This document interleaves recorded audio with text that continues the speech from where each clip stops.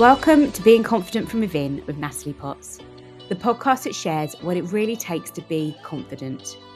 I'm passionate about helping people grow businesses with confidence. Does it seem like everyone around you is naturally confident and sure of themselves?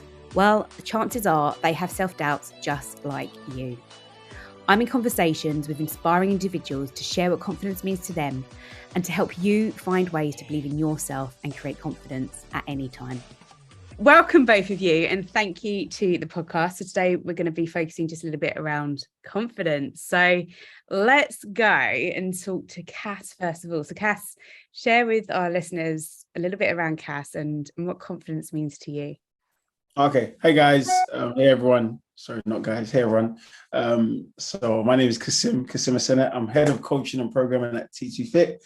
I'm also an online coach, and I am co-founder and educator at the ECA, the Elite Coaching Alliance, which is a unique educating service that provides level 3 qualifications to any individuals who are looking to get into the fitness industry or people who have a passion for health and fitness.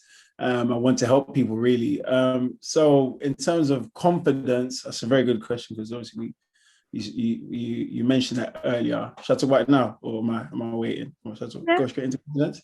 Yeah. So in terms of confidence, I see confidence as an individual's ability, to enter any given situation they're in, or any given topic, any arena they're in, and back themselves basically. So whether it's with knowledge, whether it's with physical abilities, whether it's with preparedness or whatever, but they have that confidence. Some people just have confidence in their ability to blag as well.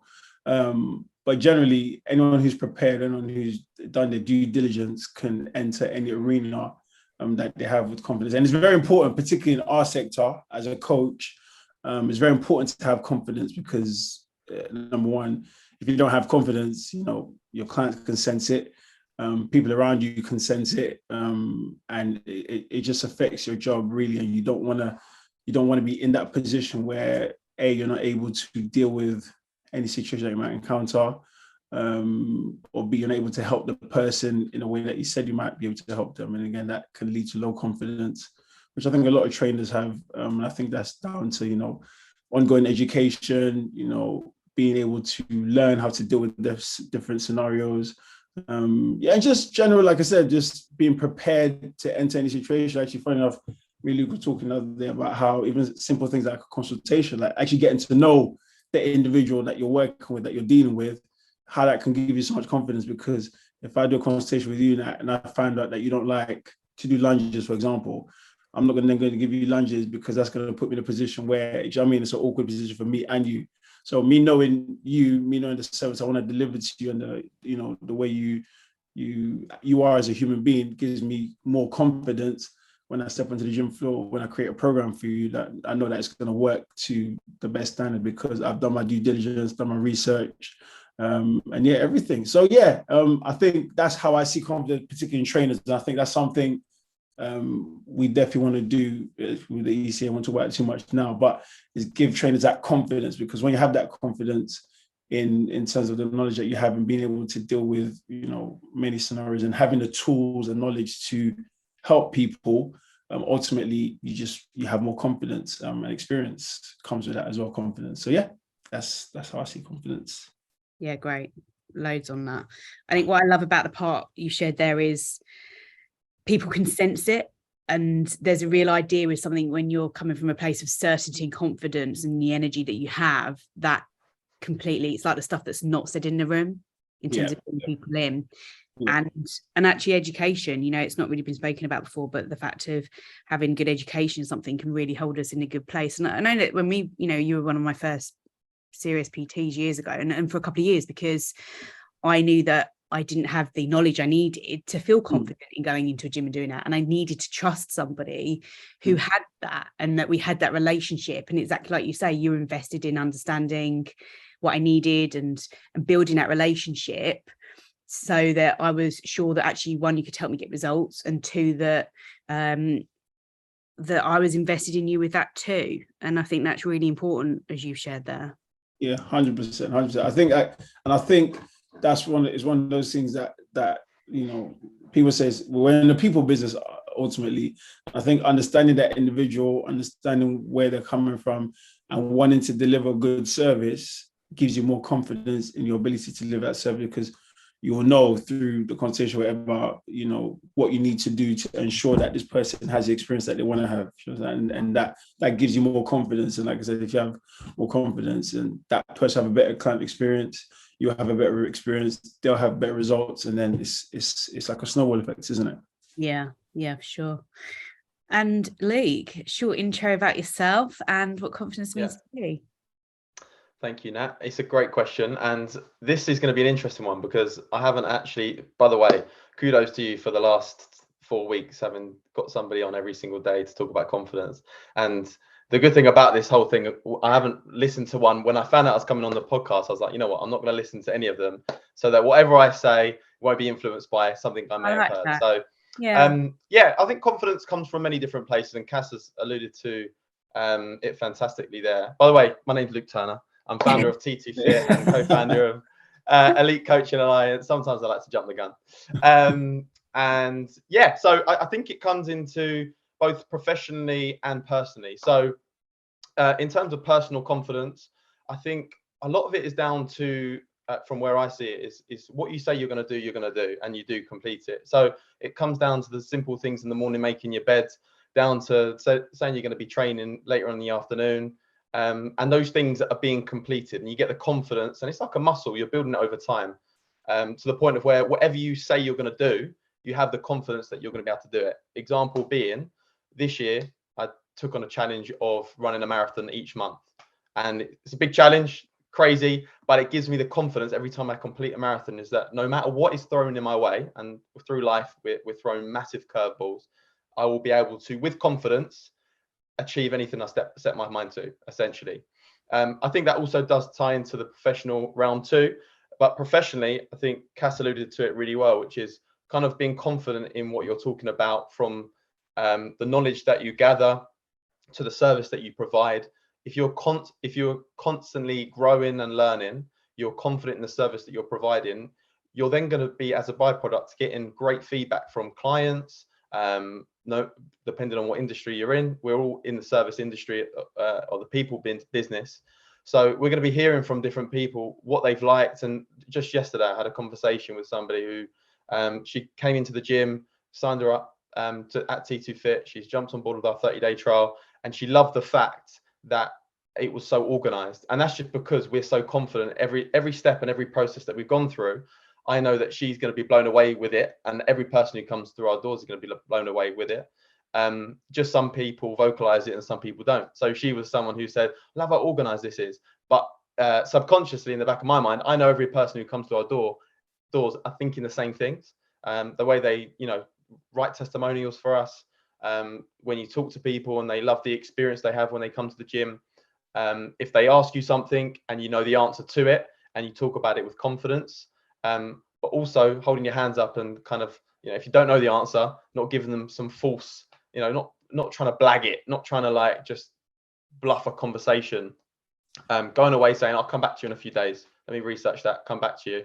And again, just continually learning and growing. And I think that will bring massive confidence. So that's where I see it. And I'll probably leave it there, to be fair. I think it's key, like you said. Actually, it's really important to, and it was something I was just talking about with my coach earlier, that in terms of business coaching, that you say what you can't do as well, and say that that's not for me, or that's not I definitely don't work with people like that, or that's not the right fit. And I think it's this idea of turning people towards you and away from you in terms of energy as well. But I think being able to be vulnerable, transparent, but within good intent to help them, of actually, this is the right person for you, this is the right coach for you, this is the right experience for you. But that takes, I think if you're looking at confidence, like Kass alluded to, it takes the knowledge and experience to be able to make a judgment call for somebody and say, this is probably what you want to look for as well. Definitely. In terms of helping them, because I think that confidence definitely starts personally. So that's why I kind of split the two, because if you are personally confident, anything you go into with, you're going to be confident in yourself, and you're going to be able to back yourself. And like you just said, if you don't know the answers to it, you're confident enough to say no, or I don't know the answer to that, let me come back to you. So that's a good point. Where do you two both think you would like to have more confidence in relation to business and what you're building together at the moment? That's a very good question. It's funny, actually. That's a great question. I was going to ask you a question that I'll come back to that after. I think, I think, so, okay, we're obviously working with Luke, and this, I was going to ask Luke this question, but I guess I'll say it, but obviously Luke has managed to work up from, a small studio to now a gym, with over, like I said, about 10 employees, and now to the ECA, work with him. So, whereas with myself, where I used to be quite risk averse, is that the term? I used to avoid risk. But having that confidence now alongside someone who's, I guess, been through risk, it gives me confidence that, okay, like just having that someone to bounce off, it gives me that confidence so that I can be a bit more, I can take more risks now, basically. And I think being around him as well, I'm not trying to big him up, but being around him more has kind of made me open my eyes a bit more and just and being around you as well. We spoke about many things. I mean, you've taken a big risk, which I was going to ask you about.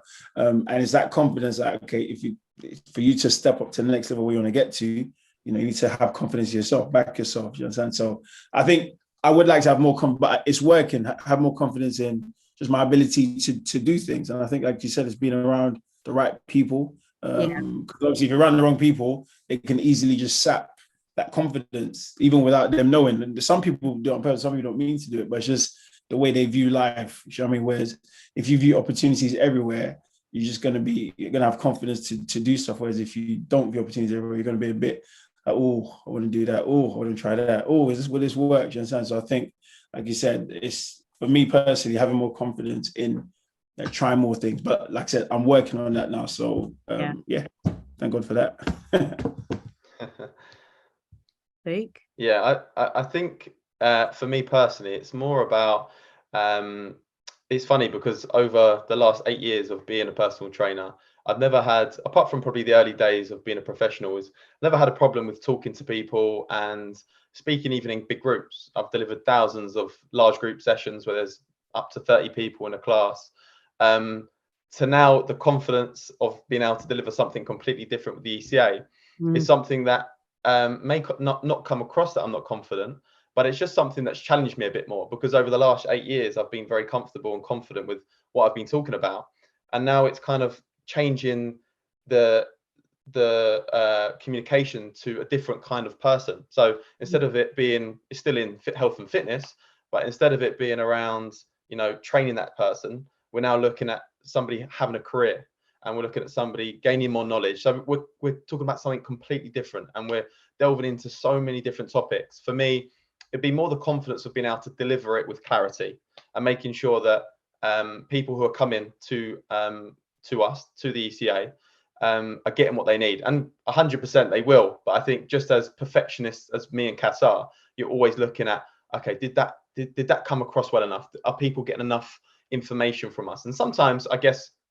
we can go overkill. I mean, we had a conversation the other day, Nat, about simplifying things and not going too crazy and giving people too much information, and almost scaling that back until they come to you with some questions. So yeah, for me, my confidence with where we're going at the moment with the ECA is more about just being confident enough that what we're talking about, people are getting enough clarity from it. So we know that what we're talking about is what people need to hear, but it's just making sure that we're talking about it in the right way so that people can understand it. And in a way, I'm very confident about it, but in another way, it's like something completely different that we haven't been used to doing. So it's like that muscle I spoke about earlier. Over the last 8 years, I've been speaking about health and fitness, about movement, about training, about nutrition, and now getting fitness professional to the point of where they're going to be going into the industry. It's just kind of tweaking what we're talking about slightly. So after we've done the first course in September, which I'm super excited about, I'm sure I'll be fine. No one will even know I'm not as confident with communicating in a big group with something that I haven't done before. But yeah, I'm excited. Yeah, that you're spot on there, and I really like what you shared around delivering clarity, and then also like Kass, like the opportunities are everywhere, and I think we really limit ourselves on that. What was your kind of question you had for me? No, I was gonna say obviously I'm sure your listeners know your history. If they don't, well, maybe you should tell them. I'm sure they do. But what gave you confidence? Because obviously you've always been a confident person from the moment I met you. Yeah. Yeah. So, but what gave you that confidence to then step out of the job you're in, the safety net, and go big? I think, Yes. yeah, it's a great question. You alluded to it yourself in that you have to surround yourself with great people, and you do. And I think what I've learned through that is the more successful people I have been around and continue to be around, you've got to take a risk in life, and you got to be, you want to be different. And I was just saying it again with my coach earlier, that you got to play big, but that means you've got to go in on things, you've got to face into rejection, you've got to face into your fears. And I think I've really had to explore those, especially the last 5 months, in terms of what am I really resisting? What's the biggest fear? The reality is I fear success quite a lot, because I fear that I won't be happy with what I've got, or if I get to a place, will I feel good and successful?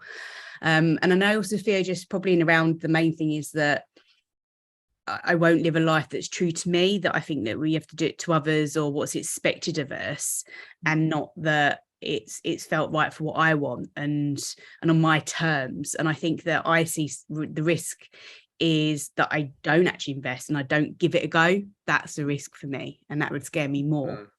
Opposed to thinking about, I think a lot of things about what are the consequences. My dad always challenges me on that great make decisions, and they can be bold, audacious, whatever, but you got to then back that up and stand by the consequences and own that and have accountability and go with that. So there's a bit that, I've gone out there, but it hasn't just been a off the cusp. I worked out leaving a career with a 4-month plan to what does that look like in a financial capacity. Yes, I'm going to invest a lot of money, and I invested like 25k, but then that was what does that look like? And how much am I willing to give to make this happen?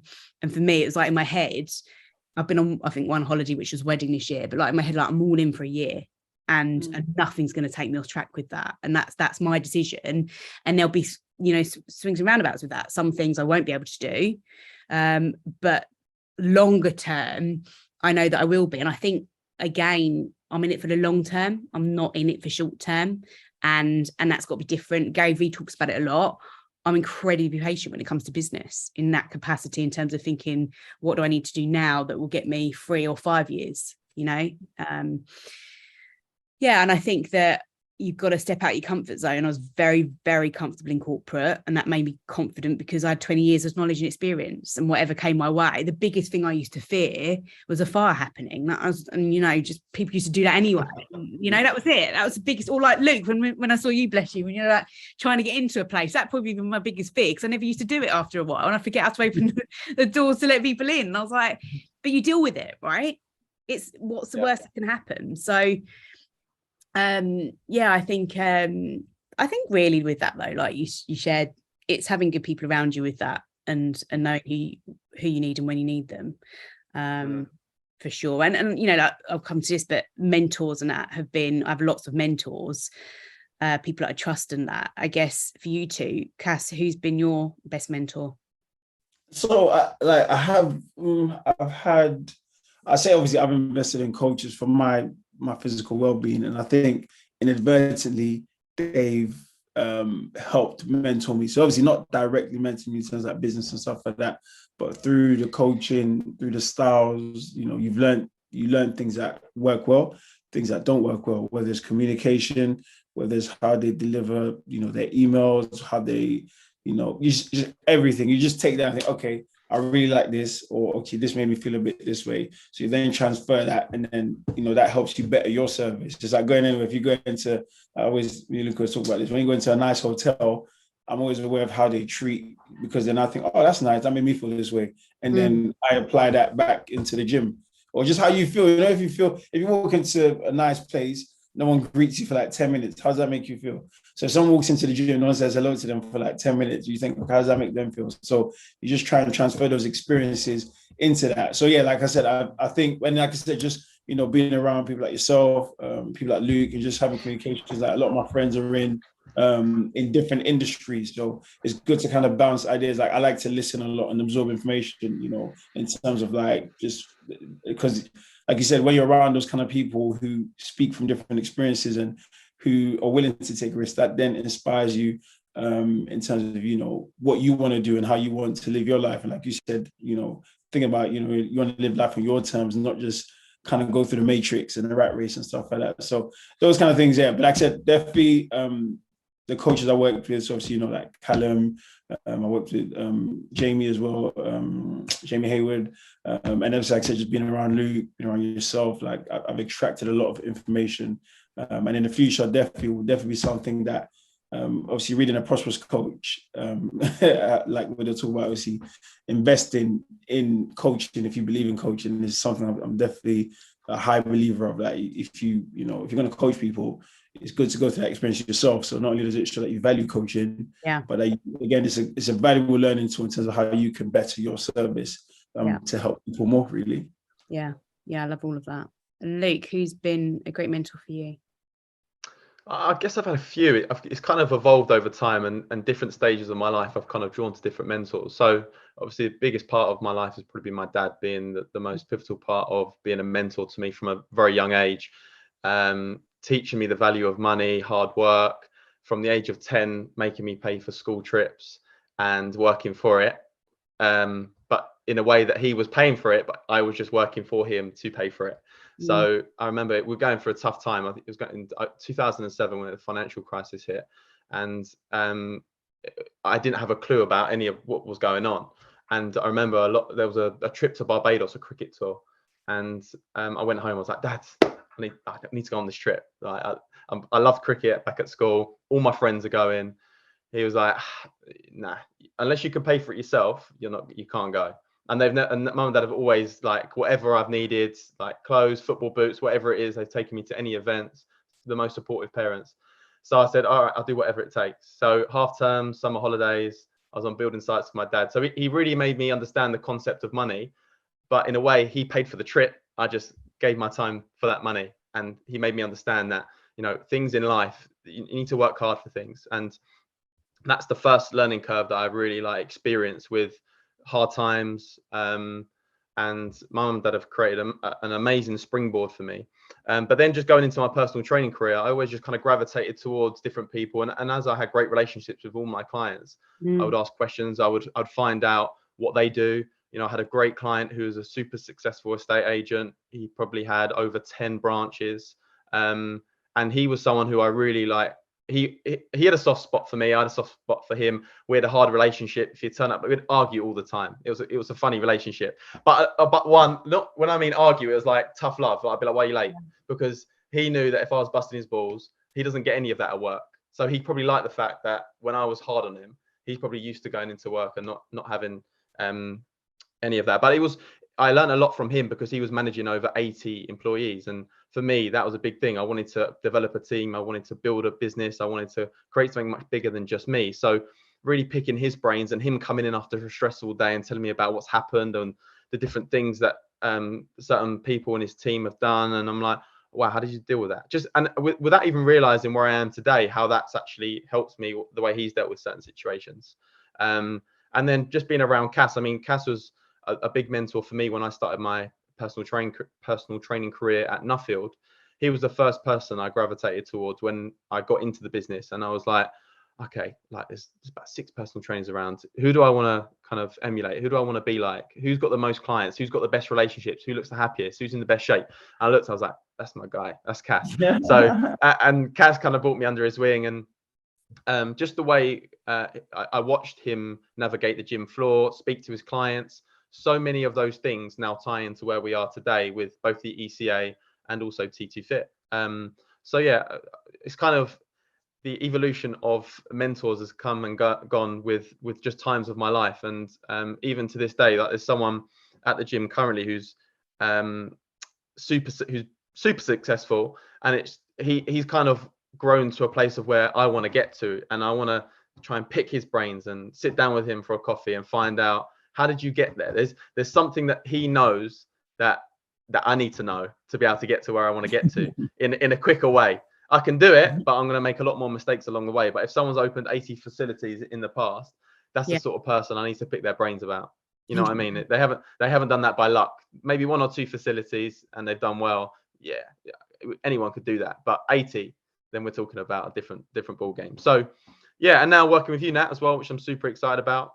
Working with you, I'm super stoked about, and seeing where that journey takes us as well. Amazing. Guys, where can people connect and find more about ICA and what you do? So they can find us at Elite Coaching Alliance, Elite _, is it Elite Coaching _Alliance? Elite Coaching Alliance. You'll find it on Instagram. We're also on LinkedIn and Facebook. And obviously my personal one is Coach Kasim on Instagram as well. Yeah. And mine is Luke A. Turn. I need to switch that up, I think. What do you guys think? I need to switch that name up. Luke Turner's just a popular name. I was trying to find, you're going through usernames, you're like, I don't want it to be too, like, I wish I had a name like Kass that I could just, is unique. Guys, thank you so much for your time. Thank you, Nat. Thank you, Nat. Appreciate that. Thank you. Thank you for listening to Being Confident from Within. I hope you enjoyed today's episode and it inspired you in trusting no matter what happens in any particular situation, you'll be able to handle it and learn from the outcome. I really love hearing from you, so please leave a review and let me know which part of the episode resonated with you the most. Have an amazing day.